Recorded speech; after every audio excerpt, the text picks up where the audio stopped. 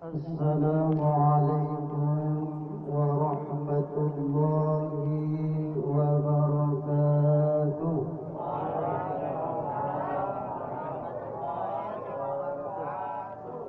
الحمد لله الذي خلق الموت والحياة ليبلوكم أيكم أحسن عملا وهو العزيز الغفور. أشهد أن لا إله إلا الله وحده لا شريك له، وأشهد أن محمدا عبده ورسوله. اللهم صل وسلم وبارك على سيدنا محمد سيد المرسلين وإمام المتقين وعلى آله وصحبه أجمعين. أما بعد.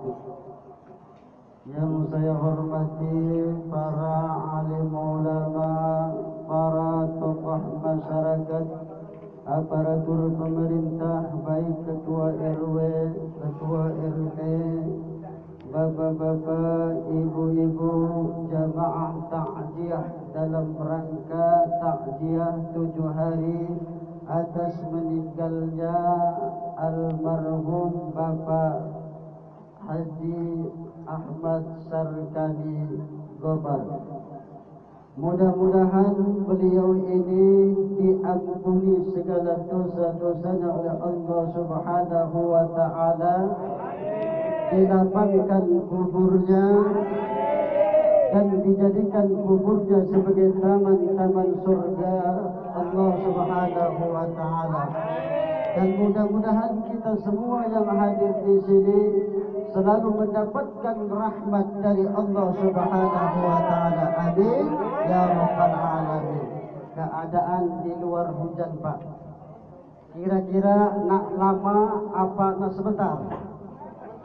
Sebentar. Nak panjang apa nak pendek kira-kira? Nak panjang nak pendek. Di luar hujan. Nak balik juga ada baca kita. Itu tak? Berhenti. Allah Subhanahu wa Ta'ala berfirman, Bismillahirrahmanirrahim.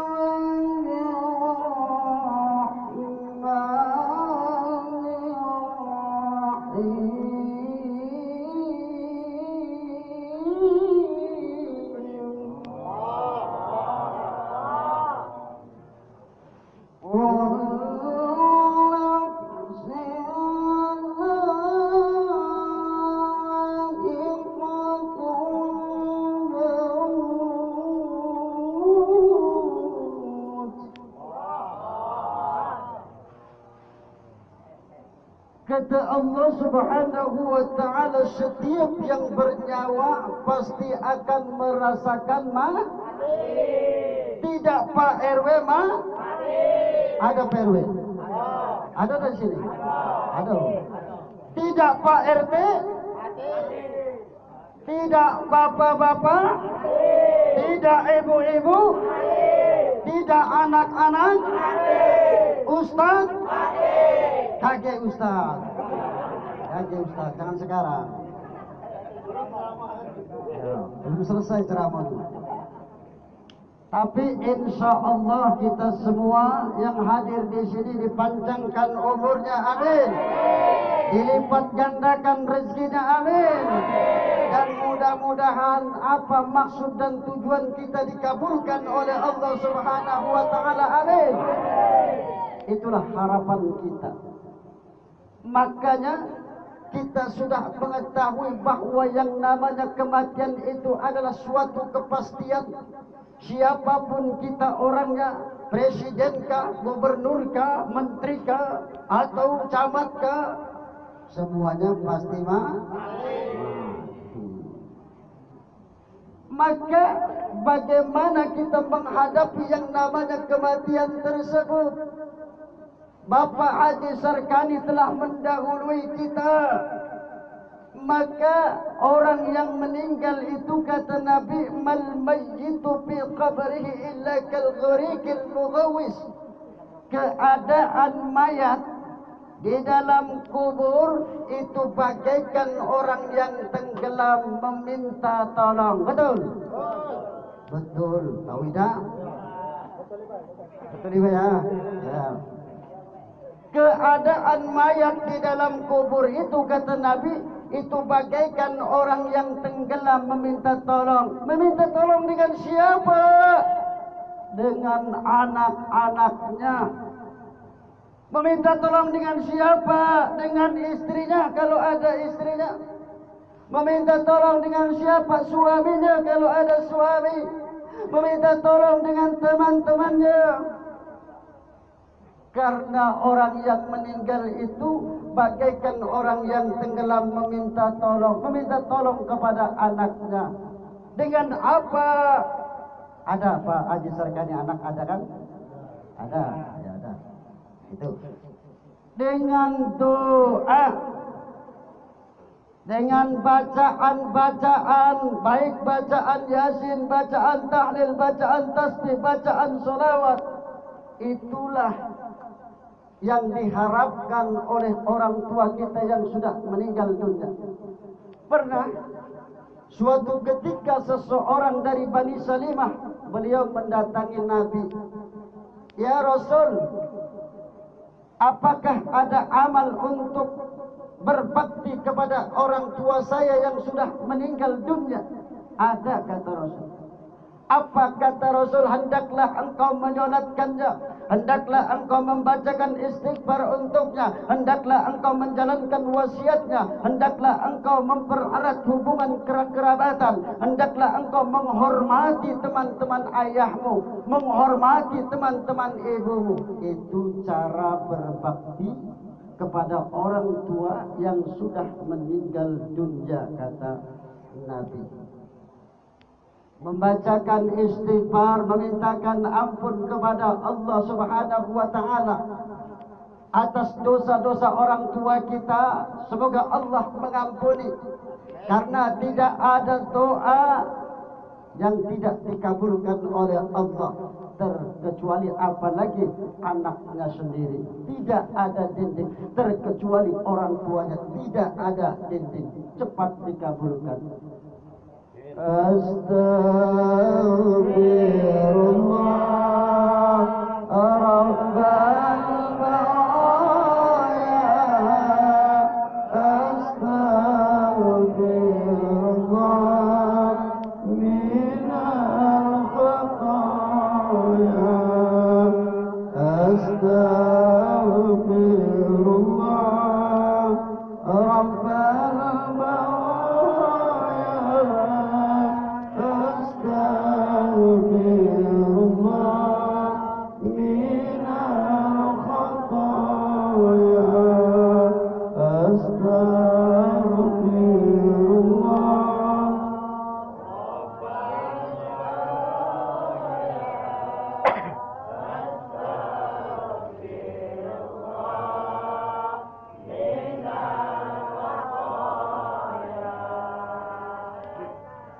Jadi apa yang kita baca itu akan menerangi kubur, apalagi yang membacanya, yang mendoakannya itu adalah anaknya. Orang yang meninggal itu Pak, orang yang meninggal itu Bu, mereka ingin dihidupkan kembali sebetulnya. Dihidupkan kembali ke dunia ini walaupun sesaat. Untuk apa? Wa yaqulu rabbi laula akhartani ila ajalin qarib fa asaddaq wa akun minas salihin. Jadi orang yang meninggal, orang yang mati itu ingin dihidupkan walaupun sesaat. Untuk apa? Bersedekah untuk sesaat saja, ingin dihidupkan ke dunia kembali untuk beramal soleh, bersedekah, beramal soleh, ingin membaca kalimat tasbih satu kali saja, membaca solawat satu kali saja, itulah keinginan. Namun karena orang mati tidak hidup kembali, berarti kalau orang mati hidup kembali berarti pocong. Itulah orang yang sudah meninggal tidak akan hidup kembali. Ya. Dia sudah ada di alam barzah, di alam kubur, beda alam dengan kita. Dia dapat melihat kita, kita tidak dapat melihat mereka. Jadi orang tua tadi yang sudah meninggal dunia itu dapat melihat kita. Makanya apabila orang tua tadi di alam sana melihat anak-anaknya bermaksiat, melakukan dosa, mereka bersedih hati di sana. Kenapa anakku tidak mau bertobat? Kenapa anakku melakukan maksiat, melakukan dosa? Orang tua bersedih di sana. Namun sebaliknya, apabila anak dilihat oleh orang tuanya di alam sana, anaknya melakukan kebaikan-kebaikan, dia menjalankan sholat 5 waktu, dia rajin berinfak, dia rajin bersedekah, dia menolong orang lain, maka berbahagialah orang tua yang di sana. Makanya beruntung apabila kita mempunyai anak yang berbakti kepada kedua orang tua, yakni apabila anak itu menjadi anak yang soleh dan solehah. Inilah harapan kita bersama. Orang tua meninggalkan anak yang soleh dan solehah, itulah bekal kita. Ya, bekal kita. Harta kalau tidak diinfakkan, tidak disedekahkan, itu tidak bermanfaat sewaktu kita hidup di dunia.